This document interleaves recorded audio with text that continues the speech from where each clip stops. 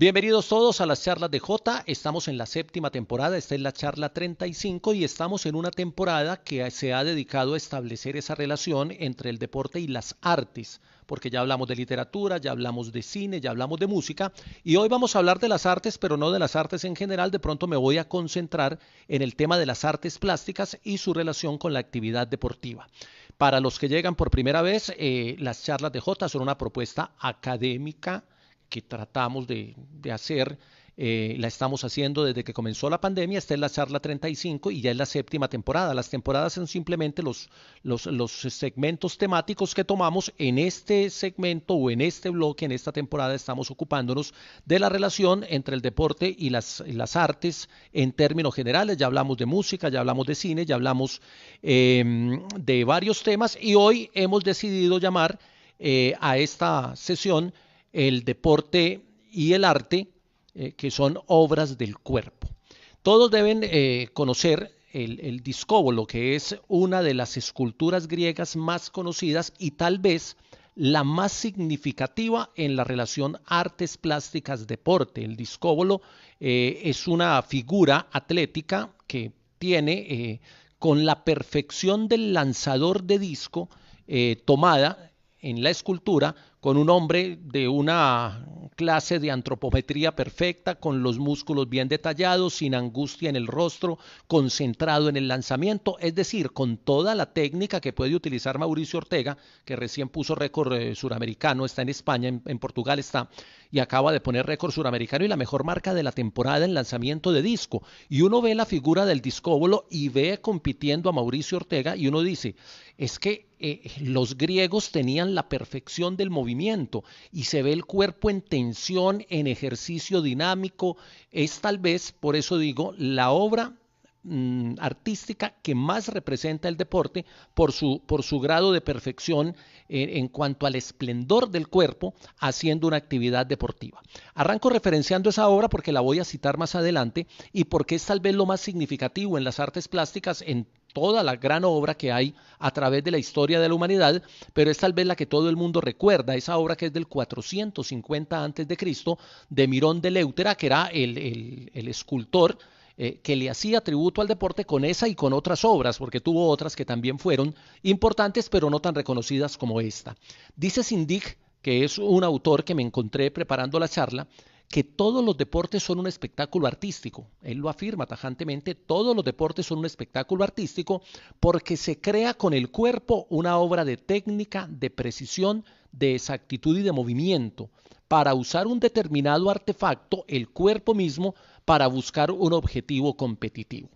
Si nosotros tomamos esa definición y nos vamos al deporte moderno, al deporte de ahora, donde prima la competencia por encima de lo estético, y eso es absolutamente claro, a excepción de los deportes artísticos de los que hablaremos enseguida, uno mira la manera como pedalea Christopher Froome, tal vez la manera más ortodoxa y, si se me permite, menos estética, aunque alguno podría preguntar de qué estética quiere hablar John Jaime, porque la estética tiene muchas concepciones y estamos hablando de la estética como si fuera solo lo bello o solo el movimiento correcto, armónico, dinámico y hermoso. Y Christopher Froome pedalea muy feo. Cuando empieza con su rodillo y su pedaleo y es como desbaratado, no es muy estético en su pedaleo, pero le rinde y finalmente su objetivo es la competencia y no la estética. Lo mismo podríamos decir de las carreras de Usain Bolt cuando corría en Juegos Olímpicos, porque su figura, además muy elongada, su estatura, que es superior a la de cualquier velocista,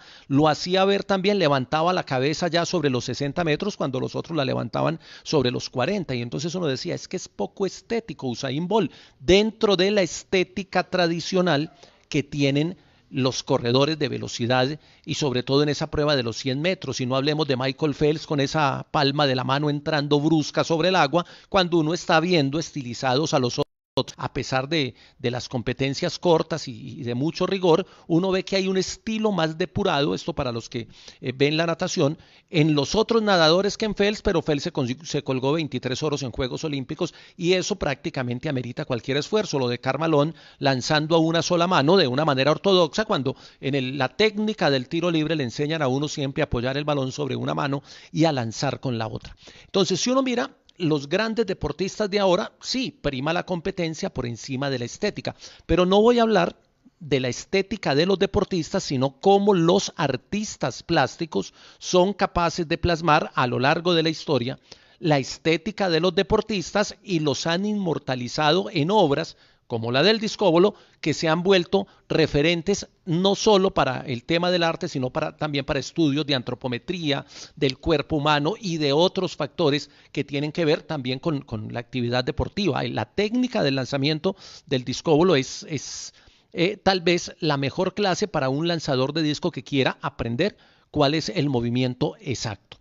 Entonces, ¿bajo qué mirada estética? Eso no lo vamos a discutir, ya cada quien podría decir que le parece muy estético lo que a mí no me parece, de Froome, de Usain, de Karl Malone y de todos los que acabo de mencionar.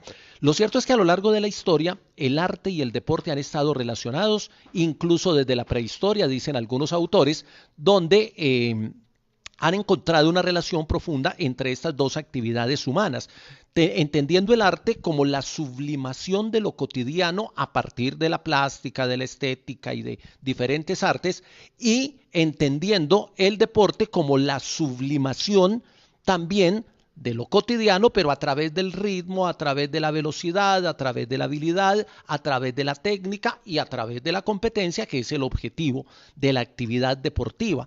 Esas dos actividades humanas se han juntado y han hecho que esa relación, ya lo veíamos en la música, ya lo veíamos en el cine, ya lo veíamos en otros campos, pero que también se haya dado en las artes plásticas y se haya tenido prácticamente desde el inicio. Y ustedes ven que hoy en día la relación es tan profunda que hay exposiciones de fotografía cuando se hace un campeonato del mundo, una Copa América, exposiciones de caricatura en Copa América de Chile sería, en un partido de eliminatorias en Montevideo, estuvimos viendo una exposición de caricaturas sobre fútbol, espectacular, y es una manera de mostrar dentro de un espacio deportivo cómo el arte tiene esa relación directa, y ya se hacen en los Juegos Suramericanos, en los Panamericanos, en los Juegos Olímpicos. El arte es componente fundamental de la programación que va paralela a la actividad competitiva. Vemos exposiciones de fotografía, concursos de cuento, actividades de poesía, de escultura, de danza, de teatro. Algún día hablamos de teatro y deporte, que ese tema también lo he estado por ahí rastreando y es bien interesante. Hay un libro que les voy a recomendar que se llama El deporte a través del arte, de Teresa González Aja.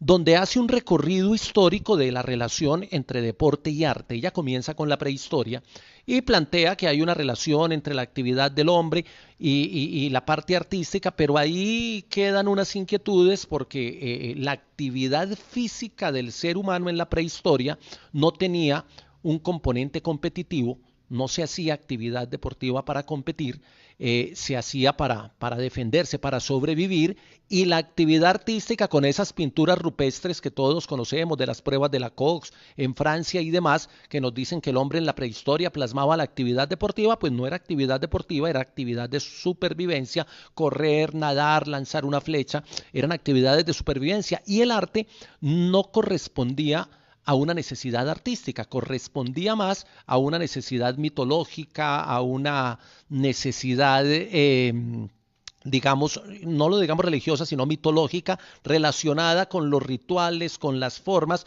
y con expresar en las cavernas los temores y las angustias, y no necesariamente se tenía esa concepción estética que tiene el arte. Pero bueno, ella plantea, doña Teresa González plantea que esa es la primera relación entre el deporte y el arte. Luego pasa a Egipto. Voy a hacer el recorrido rápido para que me alcance hasta el punto donde quiero llegar. Luego pasa a la cultura egipcia.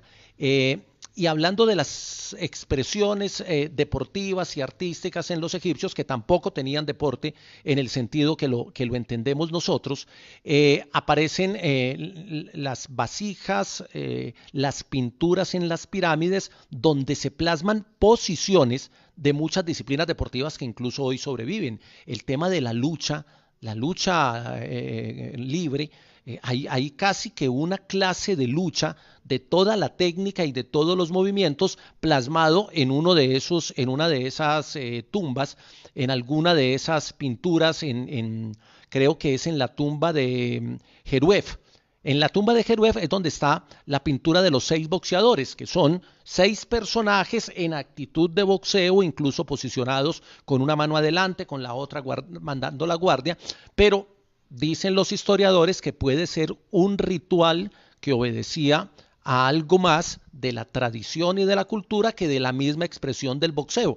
Pero ahí ya se plantea también esa relación, también se pintan en algunas tumbas famosas en las pinturas de Beni Hassán, se alcanzan a colocar algunas imágenes de lucha y obviamente los historiadores del deporte atribuyen el origen del deporte a esa pintura en una tumba en la cultura egipcia. No había una actividad completamente conceptualizada con la idea de deporte, había una actividad física lúdica o ritualizada frente a algún tema espiritual de gratitud hacia los dioses, y el arte sí plasmaba esas actividades, pero vale la relación ahí también en el mundo egipcio. Luego ella habla de Creta, habla de la cultura minoica y muestra cómo había unas pinturas al fresco. El fresco es una técnica de pintura que se pinta sobre yeso, entonces se pinta sobre yeso húmedo y cuando el yeso húmedo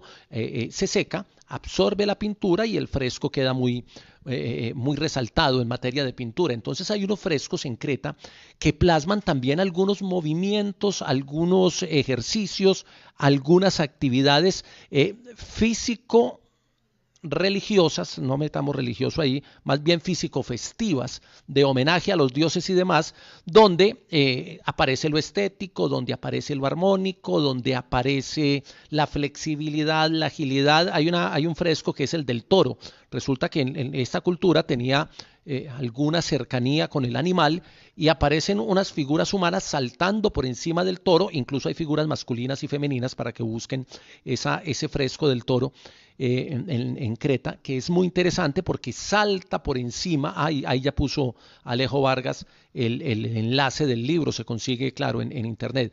Entonces, el salto sobre el toro como que era una práctica cotidiana, en unos saltos imposibles porque es un toro gigante en la pintura. Habría que verlo en la vida real, que fue lo que quisieron plasmar. Pero muestran hombres y mujeres saltando por encima del toro en un ejercicio acrobático, gimnástico, estético, bonito, con unas figuras muy lindas que plasman en esta cultura. Y luego llega, ahí sí, a plasmar una relación muy concreta entre arte y deporte, que para mí es la verdadera relación, que es en la cultura griega. ¿Por qué? Porque los griegos inventan el deporte con un concepto muy cercano a como lo entendemos hoy, un concepto de competencia donde los pueblos se enfrentan, donde dirimen quién es el mejor, pero obviamente el deporte para los griegos, el culto al cuerpo de los griegos tal vez nunca jamás en la historia de la humanidad se vuelva a tener. El deporte era considerado como algo vital, como un deber ciudadano. Los ciudadanos griegos tenían que practicar las actividades deportivas como un ritual funerario porque le exhibían la fuerza y la habilidad a aquel que ya la había perdido y la había perdido en la guerra, precisamente para defender a quienes después se quedaban haciendo estas representaciones. Y esos elementos de ritual funerario, de homenaje a los dioses, que también lo tenía, de deber ciudadano, de elemento vital, de parte de la cultura, es lo que los artistas griegos logran plasmar en la escultura. Y entonces aparecen una serie de obras, no solo en la escultura, también en la pintura, en la cerámica griega, aparecen plasmados los ejercicios deportivos y ahí ya empieza una relación muy profunda, sobre todo en las artes plásticas y el deporte. Hay una particularidad y es que los griegos en la cerámica plasmaban era como los movimientos, los momentos, los atletas corriendo, por ejemplo, mientras que en la escultura plasmaban era el cuerpo desnudo del hombre y el cuerpo vestido de la mujer. Recuerden que Atenea, busquen Atenea en la escultura de Atenea, es una mujer que está en una competencia atlética, pero está vestida porque la mujer competía de ropa al parecer, y los hombres competían desnudos. Había una diferencia ahí de género, y los hombres, los desnudos griegos, son un culto al cuerpo y al cuerpo perfecto, de medidas antropométricas perfectas, con una distribución de la musculatura, con la complexión. Incluso hay unos estudios que hablan del perfil griego o del cuerpo griego con las proporciones que debe tener cada una de las partes del cuerpo, el tamaño de la espalda, el tamaño de la pantorrilla debe ser igual al cuello para que el cuerpo tenga esa estructura griega, porque era antropométricamente perfecto, nada de gimnasios como los de ahora donde le meten volumen y músculos gigantes, sino que había unas proporciones muy bien marcadas y muy del concepto del cuerpo griego que ellos querían expresar, y que lo expresan en las artes y lo expresaban en las actividades deportivas. Hay varias obras, el Discóbolo de Mirón, que ya lo mencioné, hay una obra que es Lucha Libre, se llama Lucha Libre, y son dos luchadores en el piso en una pose que hoy en cualquier combate de lucha libre en Juegos Olímpicos uno la ve perfectamente representada. Está Artemisio, que es el dios del cobo, creo que lo llaman, que es una figura donde aparentemente la figura humana que está lanzando una jabalina, porque tiene incluso la mano atrás y tiene la figura como si estuviese lanzando el gesto técnico de la jabalina. Algunos dicen que no, que ese era Zeus lanzando un rayo, otros dicen que era Poseidón lanzando su tridente y que es un homenaje a los dioses, pero la figura representa, y algunos la han interpretado más como el del lanzador de una jabalina, y si uno mira la técnica del lanzamiento de jabalina se asemeja mucho eso a Artemisio. Está el Doriforo de Pericleto, que tiene un cuerpo en una posición de fuerza extrema, aunque el tipo está solo. Algunos lo han querido asimilar con algunas prácticas gimnásticas, como si estuviera haciendo un movimiento. Está la Auriga de Delfos, recuerden que ellos también hacían las carreras de coches, que luego también tienen los romanos. Y está el púgil en reposo, que es un boxeador, que se le nota que es un boxeador porque tiene en las manos alguna protección, lo que hoy serían los guantes, lo que antes eran unas vendas que se utilizaban para el combate. Todo esto para decir que los griegos logran marcar la historia profunda y esa relación entre deporte y arte que ya se extiende a lo largo de la humanidad, con unos vacíos históricos por obvias razones y por algunos momentos que vivió la humanidad. De los griegos podríamos hablar de los romanos. Recordemos que para los romanos no hay cultura al cuerpo, porque todo lo que se hacía era exhibición más que competencia, y era una exhibición para rendir tributo al Estado, y era más una preparación para la guerra, y era más un espectáculo entre seres humanos para entretener. El circo, el famoso pan y circo, el circo era el enfrentamiento entre seres humanos con un desenlace donde se ponía en riesgo la vida y donde había que terminar literalmente con el otro. Entonces ahí se alejan un poquito los romanos de ese concepto deportivo, de juego, de lúdica que tenían los griegos, y también de competencia, y se alejan más y se van hacia otro lado. Pero también es muy interesante ver esa relación en el arte. Los romanos tienen unos mosaicos que eran la manera como decoraban la arquitectura romana, y sobre todo la arquitectura pública, los espacios públicos, y no solo los espacios deportivos o los espacios amplios, no los llamemos deportivos, el teatro, el foro y demás, sino que también muchas de las edificaciones de los romanos tenían esos mosaicos donde aparecían algunas figuras humanas haciendo alguna actividad humana. Las luchas de los gladiadores eran muy bien representadas y eran muy valiosas porque tenían un valor. Quien tuviese una figura de estas en su casa era porque tenía una clase social poderosa. Las cuadras de áurigas, las carreras de caballos, incluso hay varias obras de estas que se conservan de la cultura romana, pero, repito, eran actividades no tan cercanas al concepto de deporte que se había perdido después de la cultura griega o después de que aparece el Imperio Romano. Se van más a lo militar, el arte se ocupa de plasmar esos momentos, esos movimientos, y algunos dicen que es parte de la historia del arte. Luego viene la Edad Media, que ustedes saben, el arte empieza a ser más dedicado al culto al dios, al respeto y al temor a Dios, y la actividad deportiva, digamos, competitiva desaparece totalmente porque la iglesia la cohíbe, la reprime, le quita la desnudez al cuerpo, porque hasta la Edad Media la actividad física se hacía desnudo. Se perdió el culto al cuerpo y se le cogió el temor y el pudor y todas esas cosas que se inventó la religión de la Edad Media para evitar que el ser humano le rindiera culto a su propio cuerpo. Esa Edad Media no tiene obras representativas en materia de alguna actividad deportiva por múltiples razones, porque desaparecen los deportes atléticos y hay más ese entrenamiento para la guerra, y es lo que de pronto se plasma en algunas obras de esa época. Y luego viene el Renacimiento ya con su corriente humanista, donde las cualidades del ser humano, incluyendo las cualidades del cuerpo, empiezan a revitalizarse, y ya viene todo el desenlace que conocemos. Se fundan el movimiento olímpico, aparecen las disciplinas deportivas y viene toda esa relación. Si uno mira lo de hoy, sí, hay muchos deportistas que gozan de un gran reconocimiento porque tienen una escultura. Aquí en Colombia tenemos al pibe Valderrama, al que le hicieron una escultura en la ciudad de Santa Marta, para poner un solo ejemplo.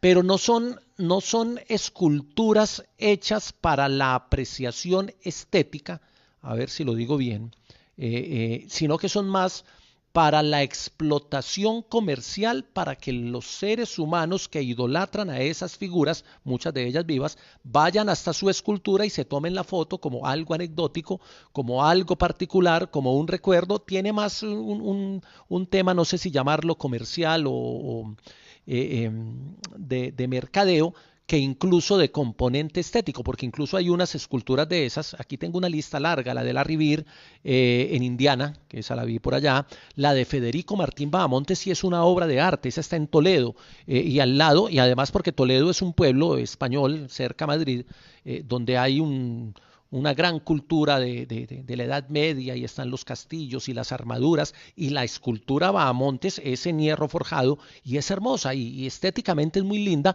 y esa sí va como en la línea de lo que habían hecho los griegos. Pero hay otra, la de Magic Johnson en Los Ángeles, por ejemplo, la de Alan Shearer, que está en Inglaterra, la de Laszlo Kubala, que está ahí en el estadio de Barcelona, la de Ayrton Senna en Imola.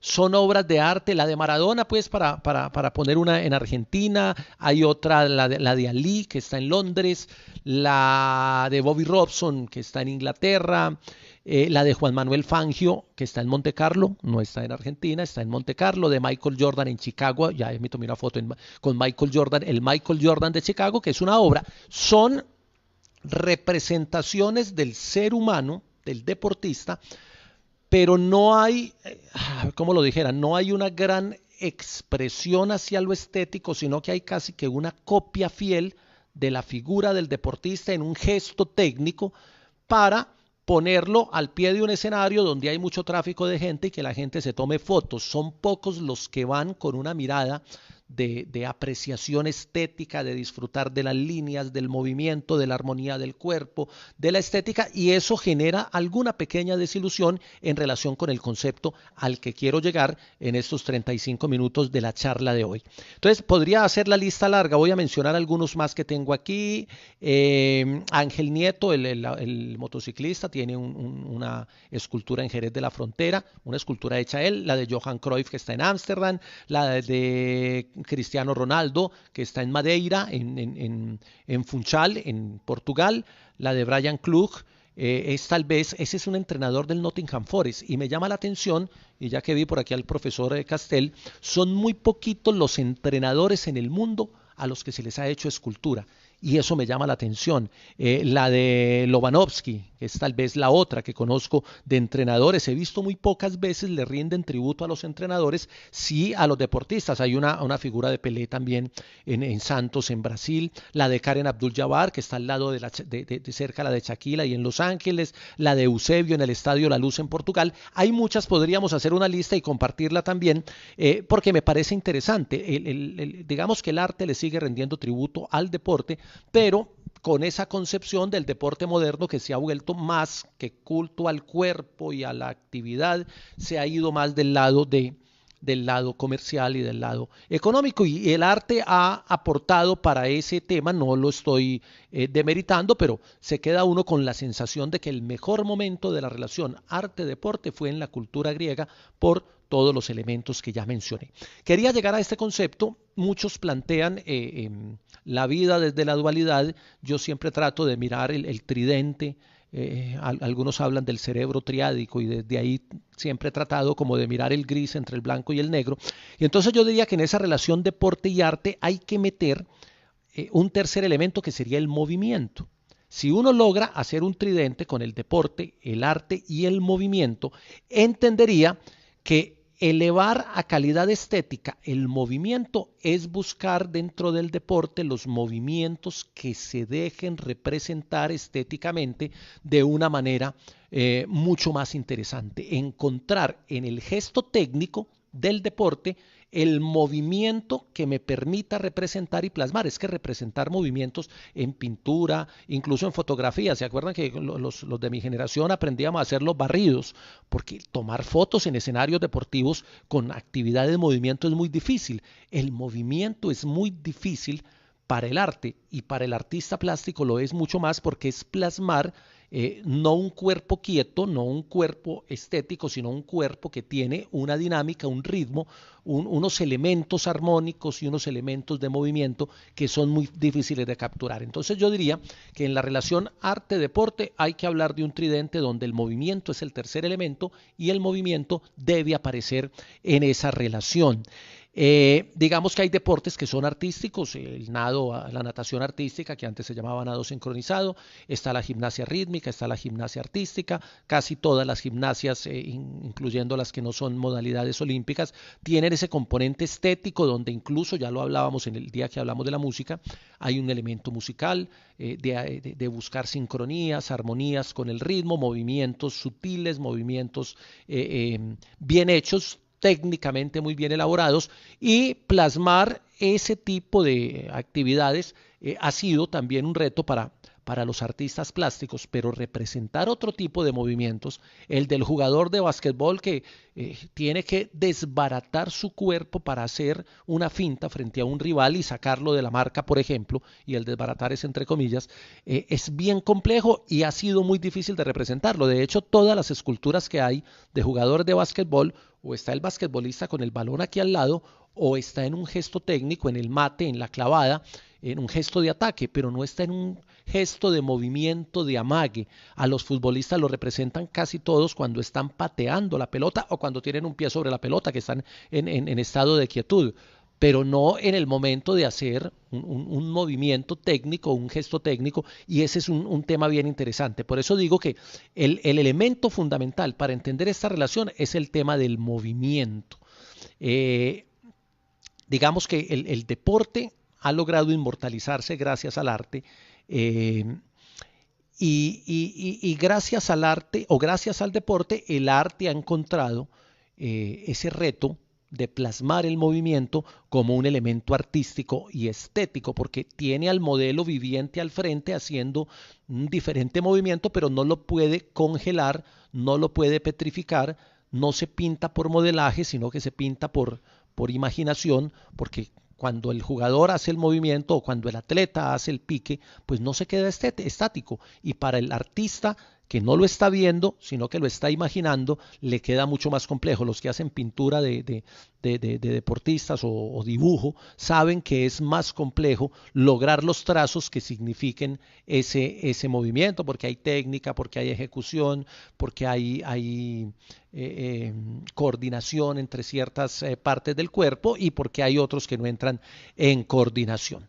Entonces yo diría que para ir cerrando como la idea, porque veo que el tiempo va corriendo, que dentro de lo deportivo, lo artístico está ligado al movimiento y el movimiento es parte natural en el deporte del cuerpo. Luego, el título de la charla por eso le apunta al tema de los cuerpos. El cuerpo humano en movimiento es la mejor representación de lo que es el deporte y es la mejor representación que puede hacer el arte del deporte. Creo que ahí termino. Me recomendaron muchos varias obras. Bueno, me recomendaron lo de Keith Hungry en las canchas de baloncesto, que ese sería otro tema para hablar de arte, cómo se ha apropiado el arte de los escenarios deportivos. Ustedes lo ven en las pistas de skate, no hay una pista de skate que no tenga una intervención artística incluida, ni siquiera las pistas de los Juegos Olímpicos de la Juventud, por ejemplo, estaban limpias de una intervención artística, porque uno se imaginaría que como venían los Juegos de la Juventud, entonces para esa parte del skate y del BMX extremo, de pronto iban a limpiar el escenario y lo iban a mostrar perfecto, y no, lo mostraron con todos sus grafitis, que son parte artística que siempre acompaña este tipo de escenarios, porque además es muy consecuente con las actividades que allí se desarrollan. Podríamos mirar también el tema de la apropiación de escenarios, que creo que es bien interesante. Las pinturas de Cézanne,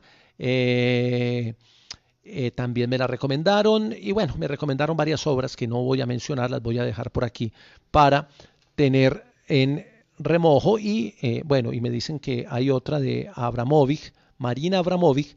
Me dice que hay una pintura de un tiro con arco, de una practicante de tiro con arco, que es bien interesante. Quiero terminar entonces diciendo, por donde empecé, el deporte tiene un componente estético natural en su práctica, porque tiene una técnica depurada. No hay deporte que no tenga técnica, que no tenga posturas o movimientos técnicos. Usted no se puede montar en una bicicleta, pedalear como quiera. Hay unos elementos técnicos de cómo pedalear bien para que sea más efectivo, porque recuerden, el deporte busca el resultado, para que sea más efectivo y más rápido el recorrido. Y el atleta también puede correr como quiera, pero si aprende los movimientos técnicos puede sacar ventaja frente a sus rivales por unos movimientos técnicos que son los que se convierten en esencia en el componente artístico y en el que los artistas quieren plasmar.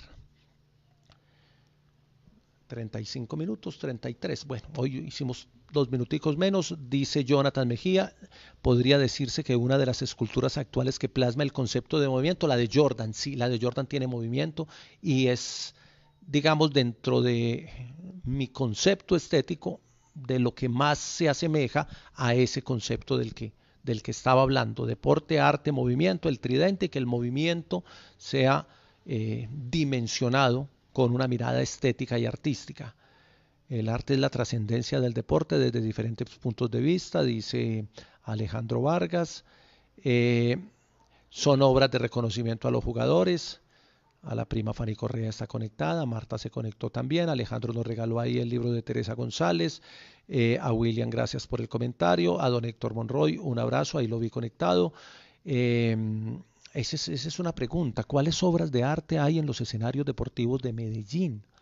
Por ejemplo, para los que están en Medellín o los que están en otras ciudades. Esa es una buena pregunta.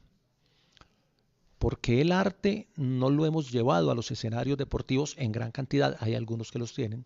La escultura de Andrés Escobar, pero este es un busto in memoriam, conmemorativo. No es tanto la obra de arte, es el significado simbólico que tiene, y ese sería otro tema para mirar. A ver, a John Gutiérrez no lo había saludado, por aquí está. Bueno. Ahí me están hablando de la llegada de hoy de Gaviria. Cuando mira hacia atrás, sabe que lleva la ventaja, la distancia social para ganar. Hoy ganó con distancia social. Ese es el tema de los sprinters en el ciclismo. No sé por qué no lo han logrado o no lo han querido plasmar. Sería un tema muy lindo. Creo que vale la pena. Bueno, no veo más comentarios. En Sogamoso hay arte rupestre, se me fue el comentario de Miguel, enfocado al deporte en una montaña llamada La Pirámide por su forma. Sí, sí señor, sí me lo mencionaron, no la pude ver cuando fui, Miguel. Cuando vuelva quiero ir a conocerla. En el Museo de Antioquia hay una pintura llena de brochas también. Bueno, y ¿cómo se llama nuestro pintor? Hay un pintor antioqueño.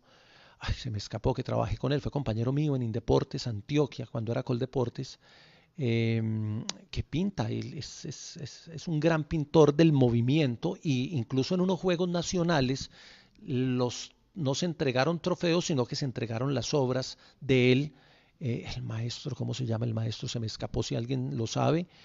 Son unas obras hermosas. Creo que de pronto eh, alguno de ustedes me ayuda.